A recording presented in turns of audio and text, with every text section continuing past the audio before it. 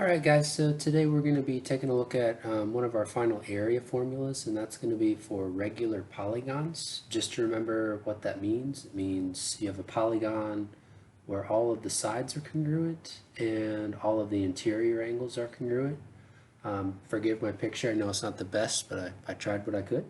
So I just have a regular hexagon right here, and I'm going to sort of walk through how we derive the formula using this one, and it's going to apply to octagons, pentagons, equilateral triangles, decagons, any regular polygon this same formula is going to apply to.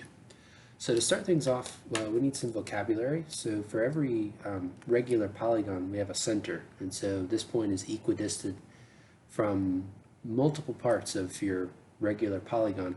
First thing it's equidistant to is going to be the vertices. So if you were to connect from that point to each vertex, you're going to get the exact same length. What that means is you could actually construct a circle that passes through all of those vertices, and you'd have an inscribed hexagon in that case. So first off, we have a radius of every regular polygon. We also have another kind of radius. It's something that we draw perpendicular to each side. So if I was to maybe drop a perpendicular down to here, that's going to be another kind of a radius, because if you were to pick any other side, like this one, and do the same thing, draw a perpendicular, or this side, really any one, you're actually going to get the same length as well. Now, these two are not going to be the same length. That's because this is a right triangle. This hypotenuse has always got to be larger than any of the legs, but this length here is going to be the same as if you were to draw the perpendicular there, there, and then this dotted line is going to be the same length as if you were to draw to the vertex here, vertex there, wherever. So the first one, this dotted one, we're going to call the radius. This perpendicular one has kind of a funny name. We call it the apothem. Some people pronounce it apothem, almost like an opossum, but kind of a weird lisp. Either one is totally fine, whichever one that you prefer. I say apothem. I guess I'm kind of apathetic that way, but either way, you can call it apothem or apothem. So I'm going to put a little a there for that length, and then an r for the radius. So what we want to be able to do is use these things to come up with the formula for area. As I've mentioned before, this is a new problem. We've never come up with an area formula for a regular polygon. But very commonly in math, what we do is we take a new unfamiliar problem, or maybe a new problem with an unfamiliar solution, break it down into smaller familiar problems, find those solutions, and then basically combine them together. So what I'm going to do is I'm going to actually find the area of this triangle, and then I'm going to multiply it by a certain number. Now if you look at this triangle, I'm going to draw a couple other ones. That triangle is going to be congruent to this green one. It'll also be congruent to this green one, and this one here. I know my picture's pretty bad, but I tried. Wow, that's really bad. Anyways, I think you guys are going to get the point once I'm done here.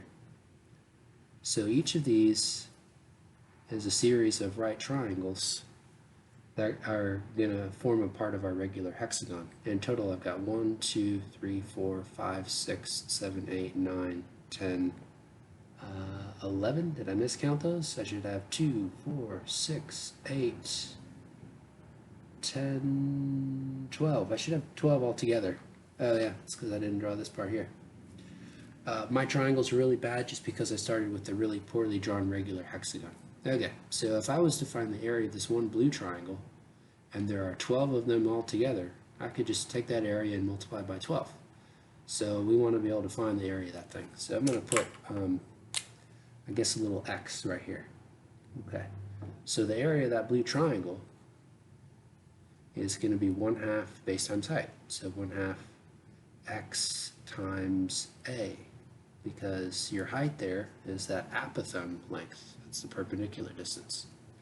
Okay, so total though, let's say total area for the whole regular polygon.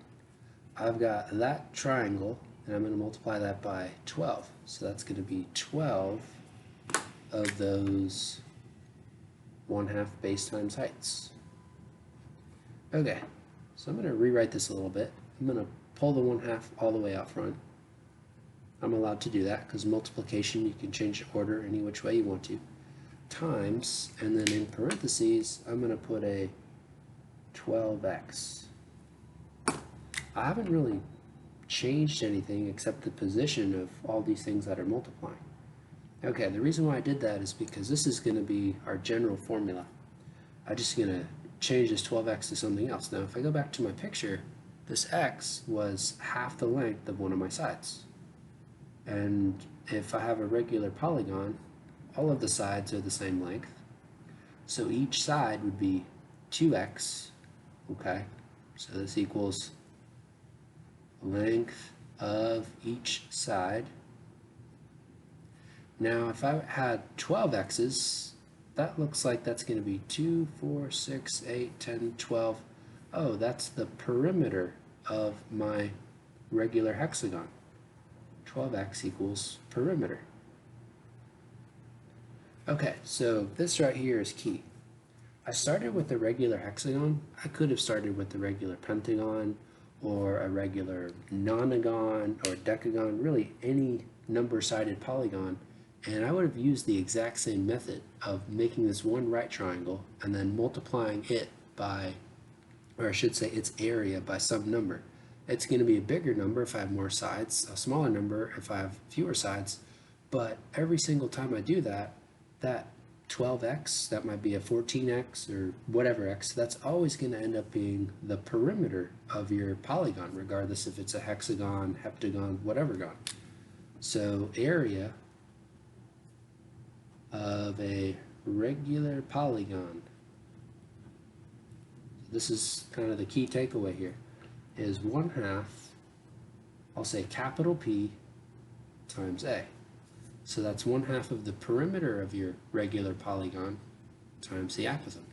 So those are the two things that you really, really need. You're going to find out, usually with some examples here, the apothem is the one that kind of takes some time to find. So this is our formula. What we're going to do in the next couple videos is work a few examples, finding apothem, finding perimeter, and getting that total area.